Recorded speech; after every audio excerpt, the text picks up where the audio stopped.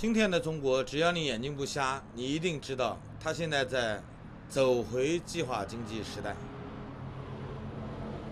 票证经济、计划经济，其实你都可以把它归咎为暂时经济。这是目前中国正在走的一条路。他们曾经认为改革开放会给他们带来权力的永固，但实行了30年以后，他们发现好像党的权力越来越被削弱了，所以习胖上台以后，强化了党管一切，要求东西南北中都要服从党的领导。民营经济在中国经济中的构成虽然那么刺眼，但是它正在收归国有。无论是13年提出来的混改，还是现在正在进行的把民间企业融合到国有企业中来，都在表露一点，这个国家所有的资源正在被共军一项一项的纳入自己的计划之中。其实没有一个国家敢跟这种出尔反尔、拍个脑袋就敢做决定的政府去进行长久的交往。所以我们看到外部世界对中国的要求其实很简单，我们要一个长久的公平的交易。如果达不到这一点，宁愿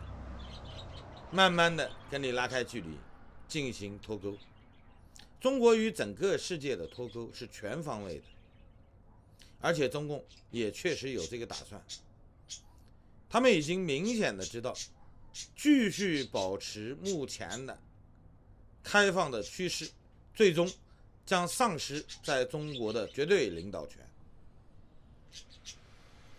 共军得不得人心，我们不知道，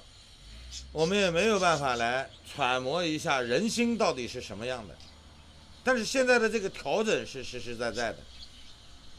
而且这个调整已经进行了好几年了。其实它还不算什么温水煮青蛙，它只是每一个调整的动作都让你感觉到不可思议，你认为这条路走不通，但为什么他会这样走下去呢？他不在乎走得通走不通，因为这是他目前唯一能走的道路，这才是重点。其他的这些猜测，关于习胖会有什么样的打算，会怎么样去做，国际社会和国内多种多样的猜测，其实从来都没有印证，只是让人们感觉到这个国家怎么忽然就开始左转了。明明社会主义它不可能救中国，为什么还要走回社会主义呢？我们看到的改革开放其实是一个权贵资本主义，它在中国经济发展的同时造成了两极分化，造成了人与人的不平等，实际上的阶级已经产生。那么现在中共用他们自己行政命令，从党务系统一直到经济形态，所有的调整都是有条不紊的进行的，而且从来没有考虑过民众的观感。他们玩的是一个自我放逐、自我放开，然后又收归中央统领的完全一个党内的游戏。因为中国共产党决议的更迭，因为中国共产党领导人思路的变更，整个国家就在他们手上，七摇八晃的，一会儿左一会儿右，最后发现还是左比较好，因为左能保住屁股下面的位置，继续向右，继续开放，就中了帝国主义的圈套，就和平演变了。他们这种认为呢，其实符合中国目前的状态。中国的社会基础从来就没有大的变化，人们只是在经济上需要更多的自立，来摆脱一个日渐衰老的体制。因为之前前苏联也是这样玩的，最后他玩不转。经济这一块呢，没有得到长足的发展，官僚队伍越来越庞大，最后整个国家转不动了。当年的苏联，它的转型有许多国家非常惊讶，但惊讶之余还是在帮它调整的。中国的未来，甚至连帮你调整的都不多，因为你的问题比人家更复杂，你有自身的缺陷。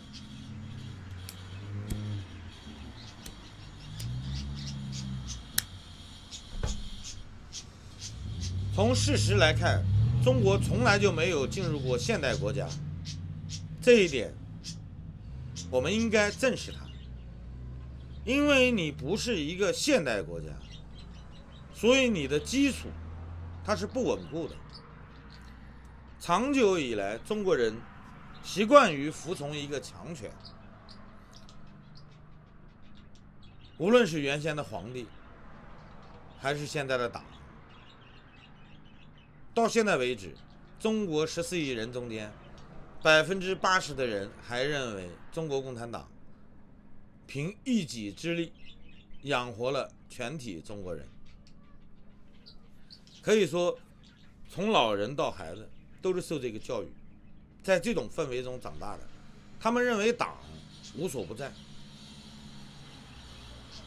所有的成就都归功于党，这就造成了一个问题。中国的今天是怎么造成的？是不是因为这个党呢？中国在进入中国共产党统治之前，是不是曾经有民主的痕迹呢？我们都知道，1912年中华民国建立以后，中国就已经共和了。虽然有一些反转，但是你不能否认曾经共和过，现在还顶着共和的名号。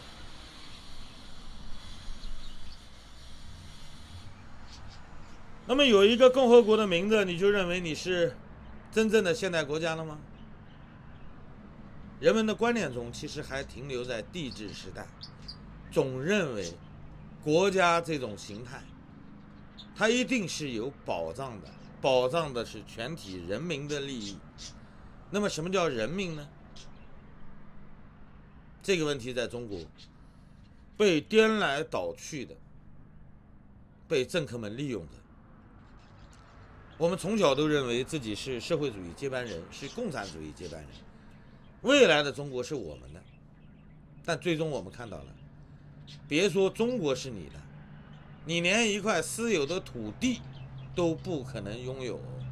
在这个国家，你还有什么是你可以自己拥有的呢？其实我们都知道没有，真的没有。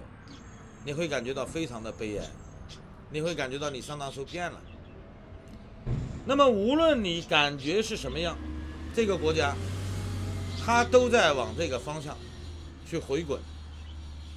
即便现在的领导人像一个笑料一样，因为他依托于中国共产党的统治，所以在整个国家内对他的批评很难是尖刻的，因为你没有足够的勇气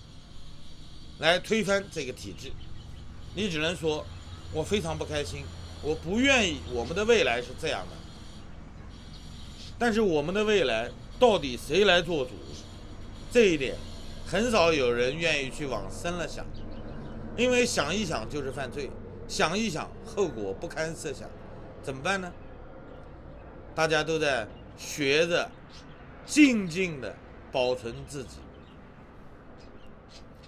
希望有更多的人成为烈士，为了这个民族，为了改变我们的国家，去进行自己的奋斗，甚至奋不顾身，像火炬一样燃烧自己，给我们创造一个新中国。因为绝大多数中国人都是这样想的，所以我们才看到了今天的社会形态。中国共产党对中国的统治是建立在所有中国人被迫容忍的这么一个前提之下，不要认为好像中国共产党正在进行的左转，全国人民都看不见。即便你看见了，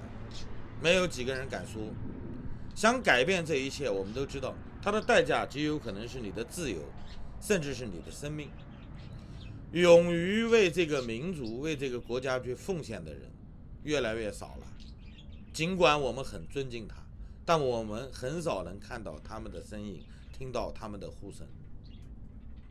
未来的中国，中共的左转一定还会持续下去，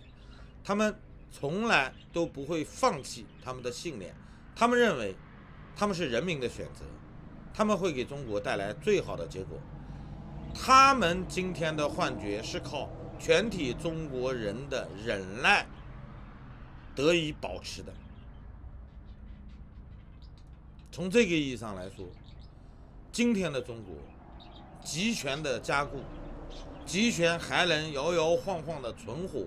在整个世界上让中国人成为一个笑话，这是我们每一个中国人的问题。只有当所有的中国人都能感觉到自己有义务来改变这个国家，并且积极的参与进来，我们才会看到新的变化。好了，谢谢大家，再见。